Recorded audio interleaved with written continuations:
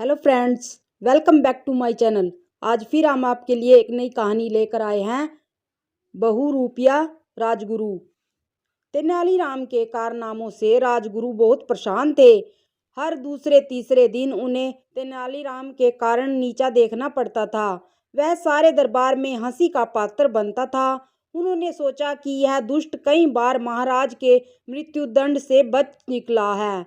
इससे छुटकारा पाने का केवल एक ही रास्ता है कि मैं स्वयं इसको किसी तरह मार दूं। उन्होंने मन ही मन एक योजना बनाई। राजगुरु कुछ दिनों के लिए तीर्थ यात्रा के बहाने नगर छोड़कर चले गए और एक जाने रुपये के यहाँ जाकर उसे प्रशिक्षण लेने लगे। कुछ समय में वे बहुरूपिये के सारे करतब दिखाने में कुशल हो गए। वे बहुरूपिये के वेश में ही वापस नगर चले आए और दरबार में पहुंचे। उन्होंने राजा से कहा कि वे तरह तरह के करतब दिखा सकते हैं। राजा बोले, तुम्हारा सबसे अच्छा श्वांग कौन सा है?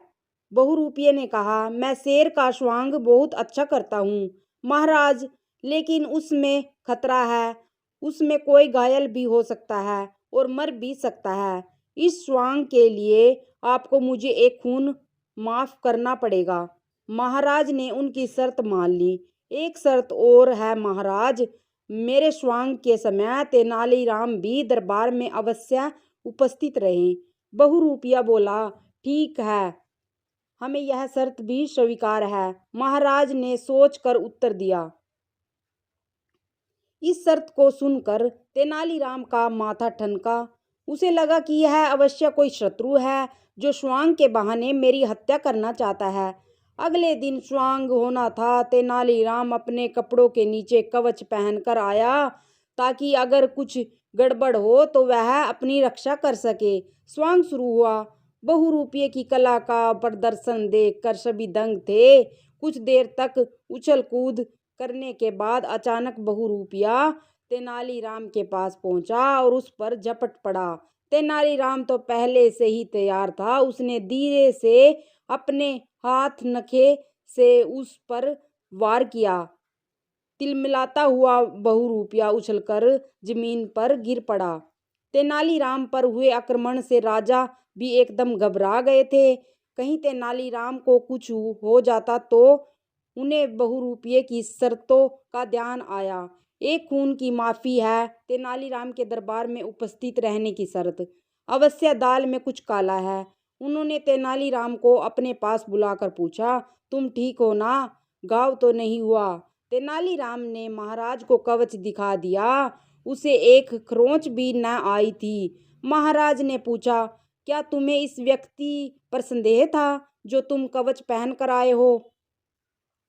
महाराज, अगर इनकी नीयत साफ होती तो यह दरबार में मेरे उपस्थित रहने की शर्त न रखता, तेनालीराम ने कहा। महाराज बोले, इस दुष्ट को मैं दंड देना चाहता हूँ। इसने तुम्हारे प्राण लेने का प्रयत्न किया है। मैं इसे अभी फांसी का दंड दे सकता हूँ, लेकिन मैं चाहता हूँ कि तुम स्वयं इसे बदला लो।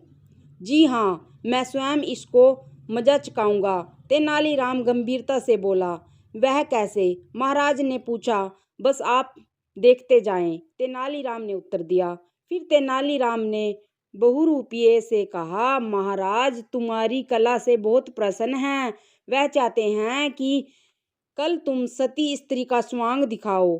अगर उसमें तुम सफल हो गए तो महाराज की ओर से तुम्हें पुरस्कार के रूप में 5,000 स्वर्ण मुद्राएं भेंट की जाएंगी। बहुरूपिये के वेश में छिपे राजगुरु ने मन ही मन कहा कि इस बार तो बुरे फंसे, लेकिन अब स्वांग दिखाइए बिना चारा भी क्या था। तेनालीराम ने एक कुंड बनवाया। उसमें बहुत सी लकड़ियां जलवा दी गई। वेद भी बुलवा लिए गए कि शायद तुरंत उपचार की आवश्यकता पड़े। बहुरूपिया सती का वेश बनाकर पहुंचा। उसका पहनावा इतना सुंदर था कि कोई कह नहीं सकता था कि वह असली स्त्री नहीं है। आखिर उसे जलते कुंड में बैठना ही पड़ा। कुछ पलों में ही लपटों में उसका सारा शरीर झुलसने लगा। तेनालीराम से यह देखा न गया। उसे दया आ गई। उसने बहुरूपिये को कुंड से बाहर निकलवाया। राजगुरु ने एकदम अपना असली रूप प्रकट कर दिया और तेनालीराम से अक्षमा मांगने लगे। तेनालीराम ने हंसते हुए उसे क्षमा कर दिया और उपचार के लिए वेदों को सौंप दिया। कुछ ही दिनों में राजगुरु स्वस्थ हो गया। उसने तेनालीराम से कहा, आज के बाद मैं कभी तुम्हारे लिए मन में शत्रुता नहीं लाऊंगा। तुम्हारी उदारता ने मुझे जीत लिया है। आज से हमने दोनों अच्छे मित्र की तरह रहेंगे। तेनालीराम ने राजगुरु को गले लगा लिया। उसके बाद तेनालीराम और राजगुरु में कभी मनमुटाव नहीं हुआ। Thanks for watching.